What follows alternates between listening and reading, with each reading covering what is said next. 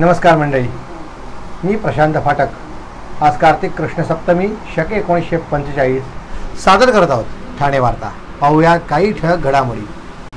अर्थसंकल्प पूर्वचर्चेसाठी महापालिका आयुक्त अभिजित बांगर यांच्या माझ्या नजरेतनं बदलते ठाणे या उपक्रमाचा शुभारंभ। बेकायदेशीर रिक्षा चालकांच्या विरोधात भाजपा महिला मोर्चाचा एल्गार आणि पलावा पुलाचे काम फेब्रुवारीपर्यंत झालेच पाहिजे। खासदार श्रीकांत शिंदे यांचा अधिकाऱ्यांवर संताप।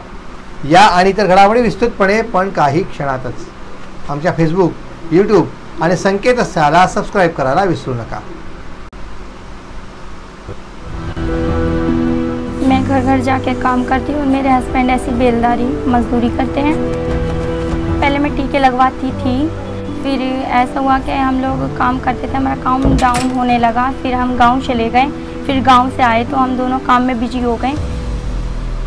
एनम दीदी हमारे एक दिन घर आई, उन्होंने कहा कि मुझे कार्ड दिखाओ। फिर उन्होंने देखा उसमें कुछ टीके छूटे पड़े। आस पड़ोस में जितने भी बच्चे हैं उनके घर पर गए, उनकी मम्मी पापा से बोले जो जो बच्चे छूट गए हों वो बच्चे अपना टीका लगवा लें।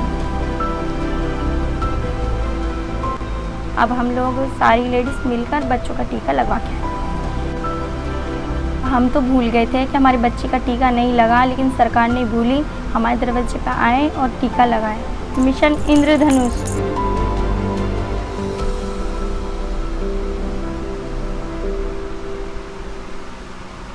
ठाणे महापालिकेचा अर्थसंकल्प तयार करताना त्या ठाणेकरांच्या शहराविषयीच्या मतांचा अंतर्भाव व्हावा म्हणून अर्थसंकल्प पूर्वचर्चेसाठी महापालिका आयुक्त अभिजित बांगर यांनी माझ्या नजरेतनं बदलते ठाणे या उपक्रमाची आखणी केली असून या उपक्रमाचा शुभारंभ लघु उद्योजक क्षेत्रात काम करत असलेल्या ठाणेकर नागरिकांच्या चर्चेने करण्यात आली।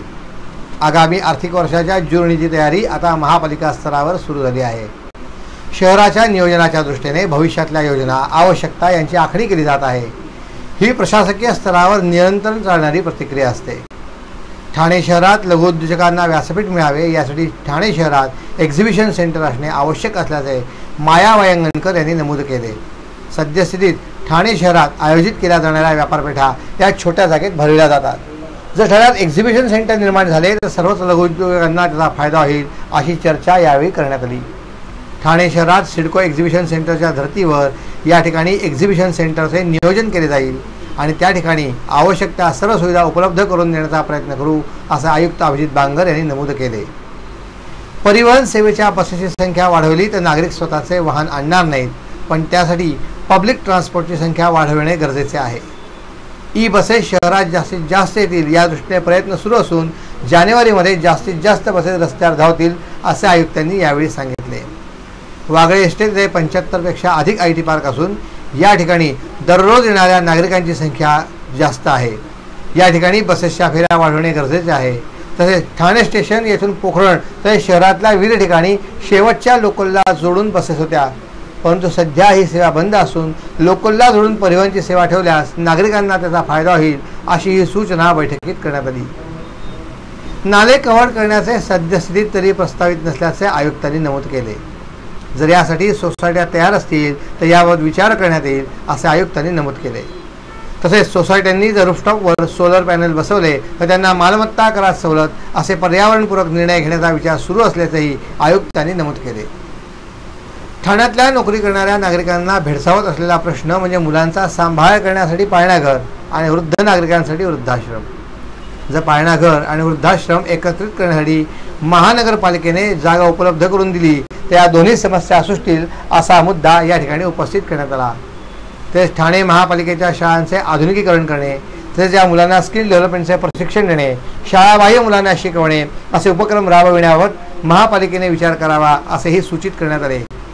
पालकांचा कल हा इंग्रजी माध्यमांच्या शाळांकडे जास्त आहे, त्यामुळे महापालिकेच्या इंग्रजी माध्यमांची शाळा संख्या तसेच CBSE शाळा सुरू करण्याचा प्रयत्न आहे। महापालिकेच्या सद्यस्थितीत असलेल्या शाळांचा दर्जा वाढविण्याचाही प्रयत्न सुरू असल्याचे आयुक्त बांगर यांनी नमूद केले। शहरातल्या पार्किंगची समस्याही बिकट असून दिवसेंदिवस ही समस्या वाढणार आहे। यासाठी शहरामध्ये पार्किंगची व्यवस्था करण्याबाबतचा मुद्दा उपस्थित करण्यात आला। ठाणे महापालिका प्रशासन ही नागरिकांच्या समस्या जाणून घेऊन त्या सोडवण्यासाठी कटिबद्ध तर आहेच, पण त्याचबरोबर शहराचा नागरिक म्हणून प्रत्येकाने स्वयंशिस्तीसाठी पुढाकार घेणे गरजेचे असल्याचे आयुक्त अभिजित बांगर यांनी नमूद केले। ठाणे रेल्वे स्टेशन बाहेरच्या सॅटिस ब्रिज खालच्या पोलीस चौकी ते आलोक हॉटेलपर्यंत उभ्या असणाऱ्या बेकायदेशीर रिक्षा चालकांच्या विरोधात भाजपा महिला मोर्चाने एल्गार केला असून कारवाई न झाल्यास बुधवारी तीव्र आंदोलनाचा इशारा दिला आहे। महिला मोर्चाच्या नौपाडा मंडल अध्यक्षा वृषाली वाघुले भोसले यांच्या नेतृत्वाखाली शिष्टमंडळाने वाहतूक पोलीस विभागाच्या सहाय्यक आयुक्त के गावित यांची भेट घेऊन निवेदन दिले। या निवेदनात बेकायदेशीर रिक्षा चालकांवर कठोर कारवाई करण्याची त्यांनी मागणी केली आहे। भाजपाचे जिल्हाध्यक्ष संजय वाघोले यांनी महापालिका आणि रेल्वे प्रशासनाकडे सातत्याने पाठपुरावा केल्यानंतर रेल्वे स्टेशनचा परिसर फेरीवाला मुक्त झाला, परंतु गेल्या 7-8 महिन्यापासून फेरीवाले नसल्यामुळे मोकळ्या जागेत बेकायदेशीर रिक्षा चालकांकडून रिक्षा उभ्या केल्या जात आहेत। रेल्वे स्टेशनच्या बाहेरच्या सॅटिस प्रकल्पाखालील पोलीस चौकी ते आलोक हॉटेलपर्यंत बेशिस्त आणि बेकायदेशीर पद्धतीने रिक्षा चालकांकडून रिक्षा उभ्या करून रस्ता अडविला जातो। त्यानंतर ओव्हरसीट भरल्या जातात। काही रिक्षा चालकांकडून प्रवाशांवर दादागिरी आणि महिलांवर अरेरावीचे प्रकार वाढले आहेत। काही रिक्षा चालकांकडून लांबचे भाडे मिळवण्यासाठी सर्रासपणे नकार दिला जात आहे। अनेक वेळा जादा भाडे आकारले जाते, तर रिक्षा नसल्यामुळे लाईनमध्ये उभा राहणाऱ्या नागरिकांना प्रतीक्षा करावी लागते।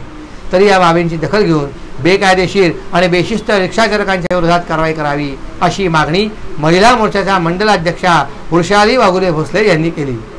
त्यावेळी नियमानुसार कारवाई करण्याचे आश्वासन सहाय्यक आयुक्त के गावित यांनी दिले।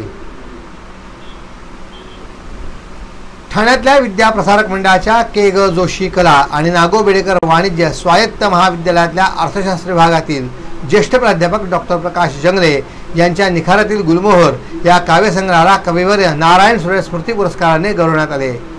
साने गुरूंची जन्मभूमी अमळनेर येथे होणाऱ्या अखिल भारतीय मराठी साहित्य संमेलनाचे नियोजित अध्यक्ष डॉक्टर रवींद्र शोभणे यांच्या हस्ते डॉक्टर प्रकाश जंगले यांना गौरवण्यात आले। विद्यार्थीप्रिय प्राध्यापक म्हणून प्राध्यापक प्रकाश जंगले सुपरिचित आहेत। कवी प्रकाश जंगले यांचा निखाऱ्यांचा गुलमोहर, हरवलेला चंद्र, चंद्रमिठी, हुंक्यांचे आकाश, पडझडीचे पडघम, झळा सावलीच्या हे काव्यसंग्रह प्रकाशित केलेले आहेत। ठाणे महानगरपालिकेचे माजी विरोधी पक्षनेते हनुमंत जगदाळे आणि प्रशांत जाधवर यांनी कल्पक आयोजनाने राज्य अजिंक्यपद कबड्डी स्पर्धेला वेगळी उंची मिळवून दिली आहे।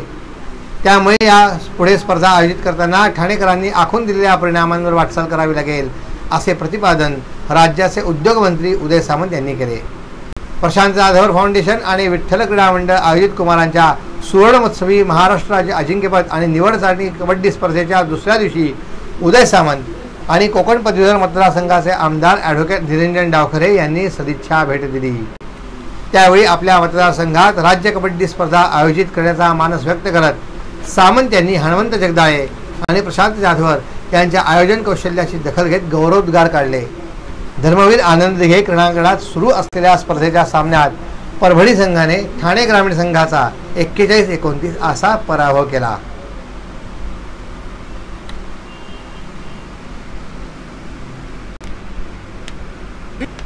आपण पाहत आहात श्री स्थानक वाहिनी, ठाणे जिल्ह्याचं मुख्य व्यासपीठ।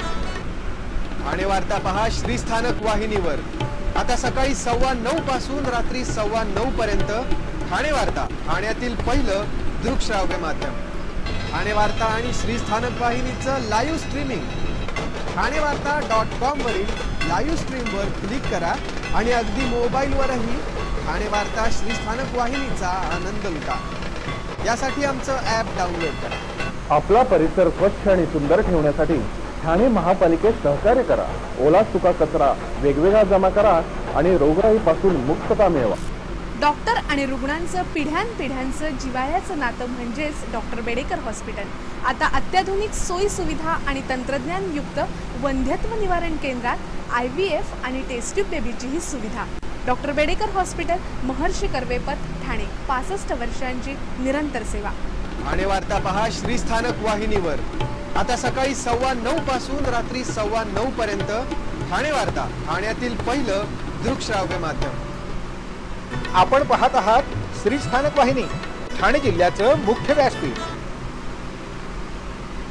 भारत सरकारच्या मदतीने ठाणे शहरासह देशातल्या अपघातांचे प्रमाण 2030 पर्यंत अर्ध्यावर आणण्याच्या आपल्या ध्येयाच्या दिशेने काम करत आहे। 2030 पर्यंत आपल्या शाळा आणि महाविद्यालयातल्या मुलांमध्ये रस्त्यावरील सुरक्षेविषयी सकारात्मक मानसिकता रुजवणे आणि त्यानंतरही त्यांना शिक्षण देत राहणे यासाठी ठाण्यात नुकताच रस्ते सुरक्षा कार्यक्रम पार पडला। होंडा मोटर्स आणि स्कूटर्सने या मोहिमेचे आयोजन केले होते। ठाणे येथील Saraswati high school and junior college of सायन्सच्या मैदानावर ही रस्ते सुरक्षा मोहीम पार पडली। या मोहिमेत 2500 पेक्षा जास्त महाविद्यालयीन विद्यार्थी आणि कर्मचारी सहभागी झाले होते। गेल्या 22 वर्षात HMSIने महाराष्ट्रात 3.7 लाख प्रौढ आणि मुलांना रस्त्याचा जबाबदारीने वापर कसा करावा तसेच सुरक्षितपणे वाहन कसे चालवावे याचे शिक्षण दिले आहे। लोकाभिमुख दृष्टिकोन उंचावण्यासाठी HMSIने नुकतेच ठाणे शहरात आपल्या रस्ते सुरक्षा उपक्रमाचे आयोजन करत रस्ते सुरक्षाविषयी सखोल ठसा उमटवला। मुले ही आपल्या देशाचे भविष्य आहेत आणि रस्त्यावरच्या सुरक्षेबाबत त्यांनी लहान वयापासून जागरूक असणे आणि आपले रस्ते अपघातमुक्त बनवणे आवश्यक आहे असे HMSIला वाटते। कुशल सेफ्टी प्रशिक्षक टीम भारतात आमचे 10 दत्तक ट्रेनिंग पॉवर्स आणि 6 सेफ्टी ड्रायव्हिंग एज्युकेशन सेंटर्समध्ये रस्ते सुरक्षा शिक्षण समाजातल्या सर्वांसाठी सहज उपलब्ध होईल याची काळजी घेते। हा उपक्रम आतापर्यंत 5.7 दशलक्ष भारतीयांपर्यंत पोहोचला आहे। HMSIतर्फे पुढील पद्धतींच्या मदतीने रोड सेफ्टी अवेअरनेस प्रोग्राम मजेदार तरीही वैज्ञानिक बनविला आहे। वैज्ञानिक पद्धतीने तयार केलेले लर्निंग मॉड्यूल, कुशल मार्गदर्शकांनी रस्त्यावरील चिन्हे आणि खुणा, रस्त्यावरच्या चालकाचे कर्तव्य, रायडिंग गिअर आणि स्थिती आणि सुरक्षितपणे गाडी चालवण्याचे तंत्र यावर हे प्रशिक्षण आधारित आहे। कल्याण लोकसभेचे खासदार श्रीकांत शिंदे यांनी आज विविध विकास कामांची पाहणी केली। यामध्ये रांजरोली येथील रस्त्याची पाहणी, पलावा जंक्शन येथील पुलाचे काम, शिळफाटा येथील रस्त्याचे काम, शिळफाटा येथील पुलांच्या कामांची पाहणी श्रीकांत शिंदे यांनी केली। पलावा पुलाच्या पाहणी दरम्यान खासदार डॉक्टर श्रीकांत शिंदे यांनी अधिकाऱ्यांवर संताप व्यक्त केला आहे। पलावा पुलाचे काम फेब्रुवारीपर्यंत झालेच पाहिजे, आपण टाइमपास करायला आलेलो नाही असे म्हणत खासदार श्रीकांत शिंदे यांनी MSRDCच्या अधिकाऱ्यांना खडे बोल सुनावले आहेत। मेट्रोचे काम पुढील 1 ते 1.5 महिन्यात सुरू होईल, पण त्याचबरोबर बुलेट ट्रेनचे पण काम सुरू होईल याचे प्लॅनिंग करून अधिकाऱ्यांना सूचना देणार असल्याचे खासदार श्रीकांत शिंदे यांनी यावेळी सांगितले। भारत जोडोवाल्यांना लोकांनी घरचा रस्ता दाखवला आहे असे प्रतिपादन मुख्यमंत्री एकनाथ शिंदे यांनी केले। फटका आणि चटका दोन्ही बसला आहे, कारण जे नरेंद्र मोदी यांच्यावर आरोप करतील, त्यांना खालच्या पातळीवर जे शिवीगाळ करतील, त्यांना येणाऱ्या प्रत्येक निवडणुकीमध्ये या देशातली जनता मोठा म्हणजे 440 व्होल्टचा झटका देईल। मोदींचा करिश्मा दुप्पट झालेला आहे, त्यामुळे जनता मोदींच्या सोबत आहे। भारत जोडोवाल्यांना त्यांचा घरचा रस्ता लोकांनी दाखवला आहे। विकास प्रगतीला सर्वसामान्यांच्या हितालाच प्राधान्य देणाऱ्या मोदींच्या विचारांना मतदान केले आहे असे मुख्यमंत्री एकनाथ शिंदे यांनी यावेळी सांगितले। जागतिक दिव्यांग दिनानिमित्त ठाण्यात मुख्यमंत्री एकनाथ शिंदे यांच्या हस्ते दिव्यांगांना उपयुक्त उपकरणांचे वाटप करण्यात आले आहे। स्वयं पुनर्वसन केंद्र आणि जिल्हा दिव्यांग केंद्र यांच्या वतीने या कार्यक्रमाचे आयोजन करण्यात आले होते। यावेळी 12हून अधिक मुलांना व्हीलचेअरचे वाटप करण्यात आले आहे। यावेळी शासनाच्या वतीने दिव्यांगांना सर्व मदत दिली जाईल असे मुख्यमंत्री एकनाथ शिंदे यांनी यावेळी सांगितले। सर्व नागरिकांना आवाहन करण्यात येत आहे की सध्या डासांमार्फत पसरणाऱ्या डेंग्यू या आजाराचा प्रसार रोखण्यासाठी प्रत्येकाने पुढील प्रमाणे कार्यवाही करावी। डेंग्यू आजार एडिस इजिप्ती हा डास चावल्याने होतो। या डासांची पैदास साचलेल्या किंवा साचवलेल्या स्वच्छ पाण्यामध्ये होते। 8 दिवसांपेक्षा जास्त दिवस पाणी उघडे व साचून राहिल्यास त्यात डास अंडी घालतात। अंड्यांच्या अळ्या तयार होऊन पुढे डास तयार होतात। यासाठी आपल्या घरातील पाणी साठे उदाहरणार्थ बॅरल्स, पिंपे, टाक्या, हौद, रांजणे इत्यादी दर आठवड्याला रिकामे करून घासून पुसून कोरडे करून पुन्हा भरावे। 1 दिवस कोरडा दिवस म्हणून पाळावा। पाणी साठ्यांना घट्ट झाकणे बसवावीत किंवा जुनी साडी, चादर, धोतर यांनी बांधून झाकून ठेवावीत, म्हणजे डास त्यात जाऊन अंडी घालणार नाहीत। घराच्या गच्चीवर, आजूबाजूला, अंगणात कोठेही पाणी साचू देऊ नये। भंगार सामान उघड्यावर टाकू नये, उदाहरणार्थ टायर्स, प्लास्टिक सामान, कुंड्या, टाकाऊ वस्तू इत्यादी। अशा सामानात पावसाचे पाणी साठून त्यात डेंग्यूच्या डासांची पैदास होते। घरातील कूलर्स, फ्रीजच्या पाठीमागील ट्रे हे देखील वेळोवेळी कोरडे करावेत। लक्षात ठेवा, नुसत्या फवारणीने डास घनता कमी होत नाही, तर त्यासाठी डास पैदास ठिकाणे नष्ट करणे ही आपल्या सर्वांची जबाबदारी आहे। कोणताही ताप अंगावर न काढता जवळच्या शासकीय रुग्णालयात मोफत औषधोपचार घ्या। अशा प्रकारे नागरिकांनी सहकार्य केल्यास डेंग्यूचा प्रसार रोखणे सहज शक्य आहे. आपण आपले कार्यक्रम अथवा बातम्या आम्हाला ठाणेवार्ता@gmail.com या आमच्या ईमेलवर कळवू शकता. ठळक घडामोडी शेवटी पुन्हा एकदा. अर्थसंकल्प पूर्वचर्चेसाठी महापालिका आयुक्त अभिजित बांगर यांच्या माझ्या नजरेतनं बदलते ठाणे या उपक्रमाचा शुभारंभ. बेकायदेशीर रिक्षा चालकांच्या विरोधात भाजपा महिला मोर्चाचा एल्गार आणि पलावा पुलाचे काम फेब्रुवारीपर्यंत झालेच पाहिजे. खासदार श्रीकांत शिंदे यांचा अधिकाऱ्यावर संताप. या होत्या ठाणे वार्ता. आपली एखादी बातमी बघायची राहून गेल्यास आपण आमच्या ठाणेवार्ता.in या संकेतस्थळाला किंवा फेसबुक पेज तसंच यूट्यूब चॅनेलला अवश्य भेट द्या. तर पुन्हा व्हिडिओ पुढील बातमीपत्रात फक्त श्रीस्थानक वाहिनीवर. धन्यवाद.